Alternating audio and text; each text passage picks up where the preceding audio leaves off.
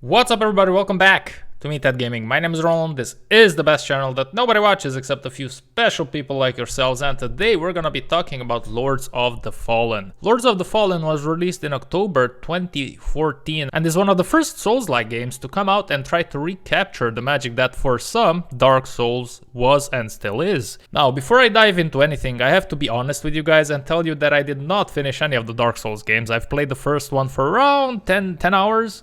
But never really got to dive in deeper because I'm quite busy, and Dark Souls games, a Dark Soul game is not something that you just pick up and put down and then maybe come back to it 2 or 3 days later. It's something that requires a decent amount of energy and dedication to get through, which is really awesome and I like, but I just didn't manage to fit it into my schedule just yet. I did, however, finish the remake of the Demon Souls this year on the PlayStation 5, and I have around 50 hours in Elden Ring, but that game I also had to drop for the same reasons that I didn't manage to finish a Dark Souls game yet, because of my schedule, which is a shame because I really love Elden Ring. It's a great game. I'm telling you all this because I know that the Souls games have a very dedicated fan base with a certain type of mentality that is very different from the average gamer. So, when I describe this game to you in the following minutes, it's best that you have a concept of my experience level with these types of games. Straight out of the gate, I want to say that this game looks incredibly good for an almost 10-year-old game. I just love the aesthetics and art design of the characters and enemies. The armor design on your character is just fantastic, and the variety that you are offered here is quite impressive to me. It very much reminds me of the bulky art design of Warcraft 3, and for some reason I'm just a big sucker for that type of art design. On the other hand, where I think the game suffers a little bit is the world aesthetics.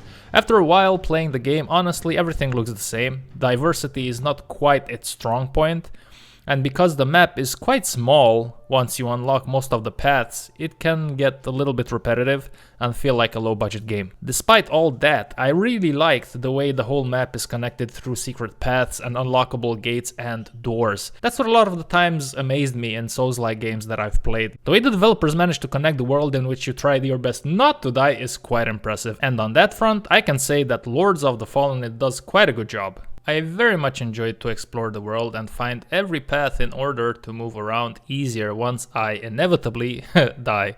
Talking about exploration, it can be quite rewarding to look around and see what you can find. The game always rewards you for your exploration with cool looking weapons and armor sets that will quickly stack up in your inventory, making sure that you always have options in case you get tired of your armor set or you want to try something different with the fighting style in the form of a new weapon. Now, when it comes to classes, the game is limited in its offering. You can get 3 builds that the game tries to push you towards, and there are no surprises here. You can be a bulky tank ready to trade hits with the strongest opponents, a rogue that moves quickly and dodges enemy hits, but at the same time manages to have a high damage output in a short amount of time, or you can be a poor man's mage that uses staffs and swords that can deal quite a good amount of damage, but with little to no options in the magical ability department. Each class has 3 abilities that enhance their fighting styles, but I never really bothered to use them a lot in my walkthrough of the game. I think the more useful ones are for the strength class, which I've started playing as for a couple of hours, but then I ended up starting the game all over again with an agility based character just to try something different other than what I usually end up as. I think the most efficient abilities are for the strength based build, where you can have quite a good boost in the damage department and the high stamina when you rage up to take on a hard opponent. The enemy diversity was also a problem for me, but not in an SJW way. The amount of variety and the type of opponents you face is quite small, and if you combine that with the world aesthetics, which as I've mentioned kinda look the same after a while, some of you might end up being bored, and I can empathize with that feeling, but for me personally that was never a problem, and I never thought about stopping playing the game. I was probably too busy enjoying a new set of armor or something, and although I enjoyed the gameplay, it's not without its flaws. Sometimes there is no consistency in the range at which an enemy attack will hit you. Fighting on stairs is a big no-no if you want to maintain your mental sanity, and the camera might unlock from an enemy if you fight in a tight hallway where all hell can break loose because of the camera that for some reason can start behaving like a drunk student on a Saturday night out. The controls have a mind of their own as well in some situations. I have experienced quite a few occasions where my character just refused to attack after I would defend against an enemy attack. It takes time to get used to the mechanics of the controls, and even after a few good hours of gameplay, it can still still surprise you, and not in a good way. The story of the game, well, the least we speak about it, the better. I know that Dark Souls and Souls-like games don't care much about their story, but this was exceptionally bad. It had a few twists, but at the end, when the credits started rolling, I just felt disappointed. And that's a shame because I enjoyed playing the game and exploring its world, but towards the end, when the story starts to pick up, it's just a giant letdown. Now, one of the memorable things about a Dark Souls game or a Demon Souls game is the boss design and the struggle to beat them. In that regard, Lords of the Fallen is again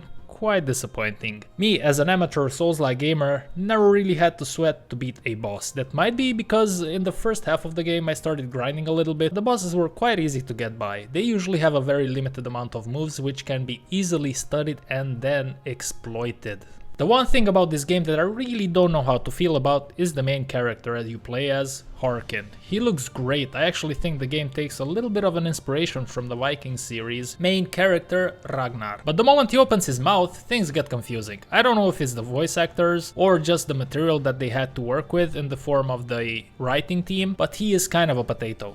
Why a potato? Well, when I look at a potato, I just don't think of anything. No thoughts come to my mind. And that's exactly how I felt about Harkin. He didn't pull me into the world, but he didn't piss me off either, so I just ended up not caring about him, which at the end of the day is not how a game is supposed to be.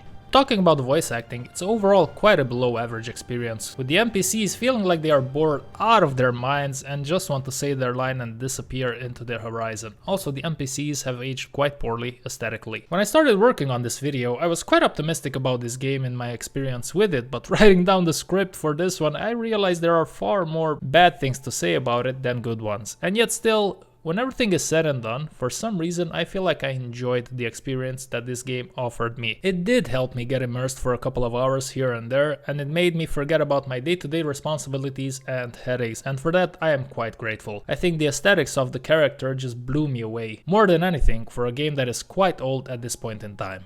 Would I recommend this game? Well, it depends. If you are a hardcore Souls-like player and played all the recently released ones, then this might feel like a light 10-minute jog after you have developed the ability to compete in marathons. There might still be something here for you, but that's not because this game is great, it's mostly because you already like this genre. So whether it's worth your time, it's really up to you. You can always give it a shot on Steam and play it for less than a couple of hours and then just refund the game if you don't enjoy it. On the other hand, if you have a limited experience in Souls-likes like myself, for example, then I think that you might enjoy this game actually more. I actually think it would be a decent idea to try this game just so you oil your engine before you try out the harder games in this genre and put your engine into the 24-hour of Le Mans. So the final answer, like most of the times unfortunately, is it depends. Price-wise, the game is currently $30 or euros on Steam, and for that money I would pass it, but quite often the game drops to 5 euros, and for that money it's quite a gem of a game. Just put it on your wishlist and keep an eye on it. Try it when it's 10 euros and in my opinion you won't be disappointed. And that's all I have to say for today's video, for today's game. Overall I enjoyed playing the game, but it has quite a few flaws. Anyway, I hope you enjoyed this video, or it offered you something of value. Until next time, take care of yourselves, stay safe, stay clean, and always stay strong.